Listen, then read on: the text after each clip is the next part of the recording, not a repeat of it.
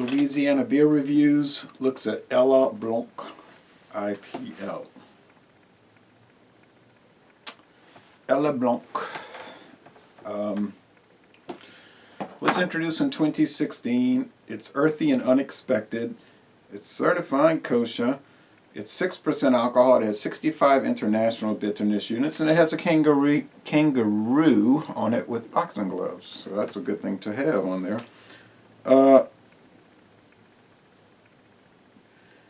They use the typical Samuel Adams 2-row pale malt blend, caramel 60, and flaked oats for the malts.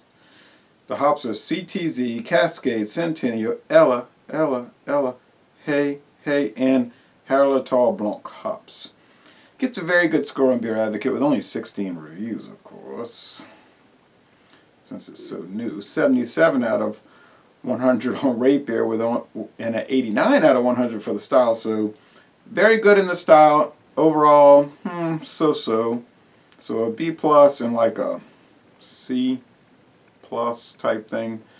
And Rate Beer has 23 ratings. Only 23 ratings, of course, because it's so new. I'm just kidding. Some new beers have hundreds of ratings in a month. There's no video reviews for this beer, so this is the first video review for this particular product in the world.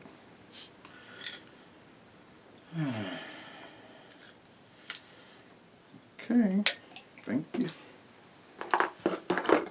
Had that skull cap on when I was out walking. My hair got all messed up and crazy. It's usually messed up and crazy, but it's more worse of a situation of messed up. Ooh, some smoke. More worse of messed up.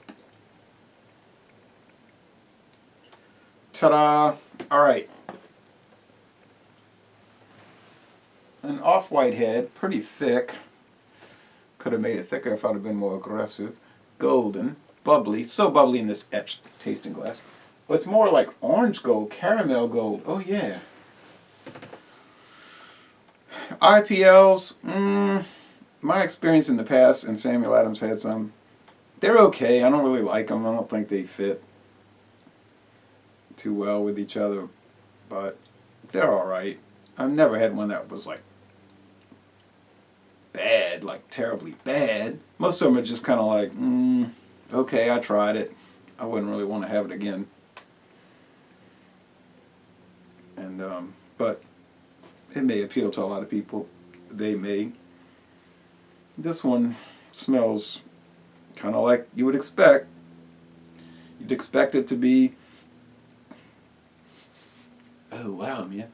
You'd expect it to be hoppy, citrusy, some smelling lots of sweet malts. Sniff. Might start snorting beer. Yeah, so sweetness, sweet bread, sugariness. Smells pretty pleasant. Maybe some caramel notes, some floral notes, I don't know.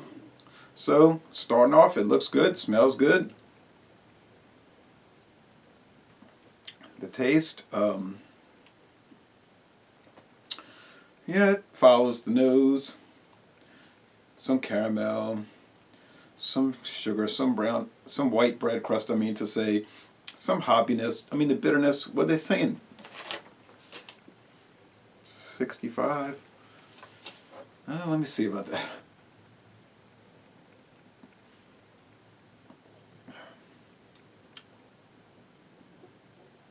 Doesn't seem like it.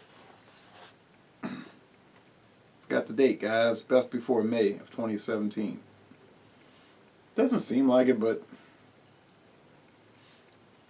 some people might find it's bitter or hoppy.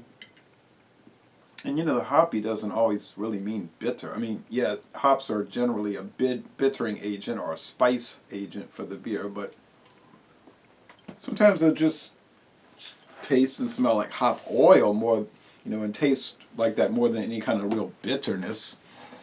And it's hard to portray the international bitterness unit sometimes. Oh, a nice little moosey head. I mean, it's hard to portray them properly in a tasting in a video.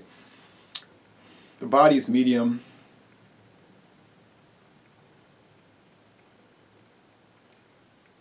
Almost picked up some Samuel Adams Boston Lager type characteristics in that last sip. What? They had 2 of those bottles in the variety pack, of course.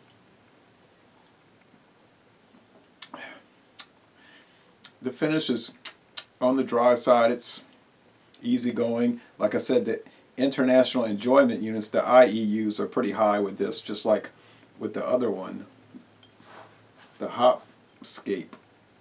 So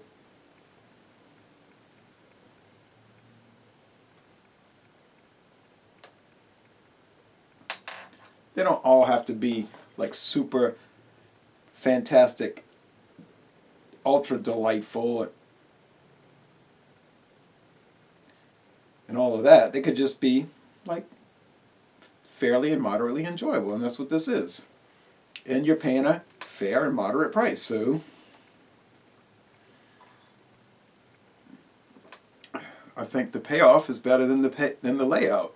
In other words, you get more enjoyment from this per ounce than you paid per ounce. And who can argue with that value? All right, I think I'm going to go even higher than the Hopscape. I give that a B+.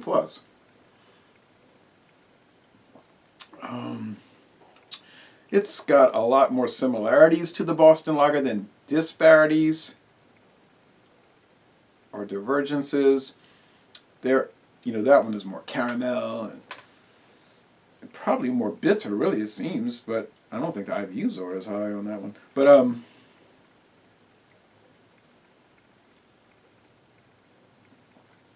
the Cyclops scale, it's probably same as the other one, 3 and 3. 3 out of 5 sugar cubes and 3 out of 5 hop cones. But they're not super similar. That was a wheat beer that had a different body. There's a softer body, softer mouthfeel. Not as bitter. The bitterness is kicking in a little bit, but it's not going to really kick. Excuse me. It'll kick in, but it won't kick you. So, if you're looking for mellow and pleasant, like I said with the last one, nothing too memorable or extraordinary, this is fine. This is going to work. This is what you want. I would recommend it. You should look for it, but you shouldn't necessarily seek it out. But I'll give it an A-. So, Les Bon Temps Roulé, an A-. It's at the lower end of excellent, but hey, it's still excellent. Excuse me. And I'm going to end this review by saying, y'all come on down to the frozen tundra of southeastern Louisiana. Brrr. And that's all this video will contain until I, of course, cut it off.